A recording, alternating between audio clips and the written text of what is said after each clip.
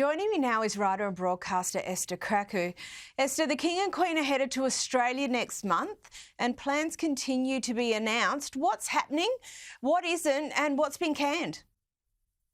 So this trip that has been planned for a very long time has been very looked forward to, because it's a first indication that the king is actually getting better. The fact that his doctors even approved this trip is quite something. Now we know the New Zealand leg of the tour is not going to go ahead due to advice from doctors, but the king will spend 3 days in Sydney and Canberra on official events. He'll be touring the naval fleet in Sydney. He's going to meet two renowned cancer researchers in Sydney as well. And the Queen is going to be visiting some of her patronages. We know that she's very passionate about children's literacy and supporting victims of domestic violence. So they're going to be sort of continuing on with the work that they've been doing here, remotely. But we also know that the King is going to conduct a walkabout, which is no longer called a walkabout. It's called an opportunity to meet the public. And now we know that it was first started by Queen Elizabeth in the 1970s on her tour of New Zealand, but the name has had to be changed from walkabout to meeting the public, because apparently it's offensive to some Indigenous groups. Apparently, they use it to indicate someone that's, going on a long journey or doing some sort of initiation rites. So they find that the use of the term to just describe someone, walking about as quite offensive. And it's quite an interesting sort of pivot from the past, because we know that the king's father, Prince Philip, had a lot of infamous gaffes. Remember, he back in 2002, he asked an Indigenous dancer whether they still throw spears at each other, and he also congratulated a hiker in Papua New Guinea for not being eaten by local villagers, which at the time was scandalous. I mean, I look back now and I actually find it quite funny, but obviously back then it was quite a scandal, and we know that the king doesn't want to offend where it's not necessary. He doesn't have the same sort of sharp, witty sense of humor that his father did, which he managed to somehow get away with. I mean, it's incredible that Prince Philip was never cancelled. But these are the plans, and the king is also going to meet with heads of government in Samoa for the Commonwealth Heads of Government Summit. So this is a very anticipated tour, and it's a very positive sign that he's actually able to do this, because we know that he's still undergoing cancer treatment, unlike his daughter-in-law, who this week has announced that she has finally completed her treatment. So we do hope it goes well. We hope that there are no hitches, and it also is a quite important statement of how the king views Australia. He's only been on one other sort of international tour, that is to France. So the fact that he's chosen Australia as well, he's kind of made this a very important trip in his calendar, just highlights that. And it's going to be interesting meeting with the Republican Prime Minister Albanese, who had positive words to say about the Queen, but we'll see what he has to say about the now king. Yeah, well, we are very much looking forward to it. And you did mention Princess Catherine, and we spoke earlier in the show about the video that she released earlier this week. But royal commentator Richard Eden of the Daily Mail has had this to say. Although I enjoyed it, I thought it was very sweet, I must admit it did make me uneasy, because it just felt it was this sort of attempt to create a sort of Hollywood style. I mean, it almost felt like a sort of Hollywood trailer.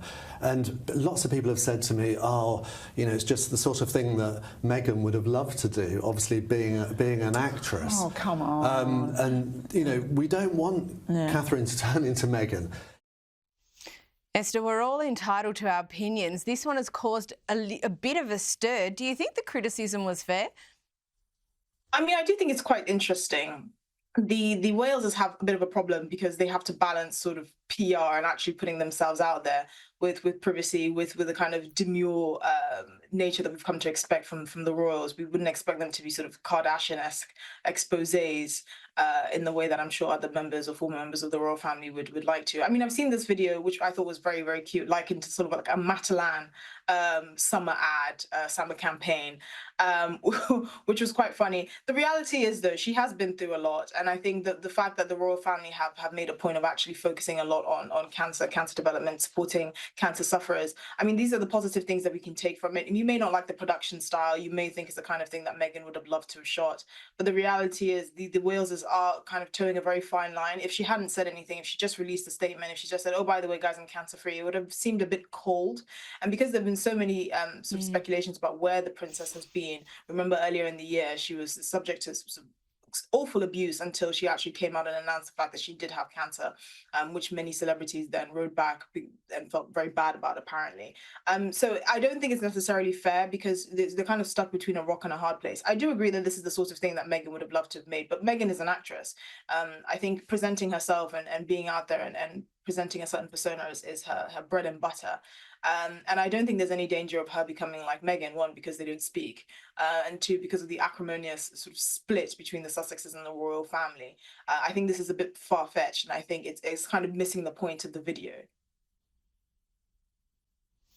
Yeah, absolutely. And look, another topic that keeps popping up since you mentioned Meghan is how difficult Meghan is to work for. Now, a couple of strident allegations have been made this week, calling Meghan Duchess Difficult and a dictator, fighting words. Why is this all back in the news?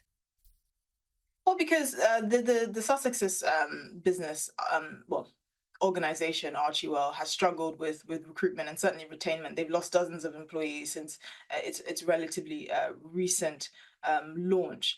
And, you know, these kind of rumors that it's actually Meghan that's difficult, it kind of harks back to the fact that members of her own staff, when she was a working member of the royal family, quit. She had quite a high turnover. We know that Prince Harry mentioned in this book that William and him got into a physical altercation over the fact that Meghan was alienating members of her own staff. She was quite demanding and all of that. And you can kind of see where these rumors would come from. Meghan was an actress. You know, she did have her own blog, but she wasn't really known for like managing members of staff. She's never really been a business person.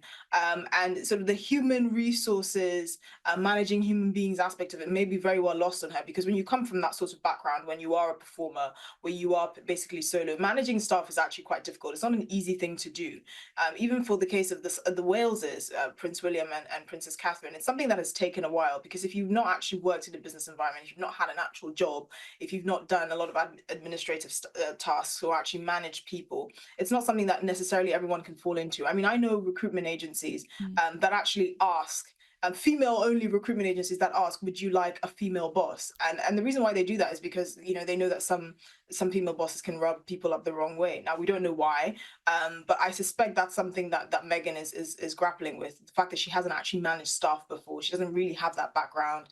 She seems to come from a culture where she thinks that if she's seen as hard or abrasive or aggressive, it's sexist, because it's saying, oh, you'll never say that about a man. But actually, managing people is difficult, and it is a skill in and of itself. And I'm not sure how receptive she is to that. And you can just see that from the high turnover. It seems like no one wants to work for the Sussexes.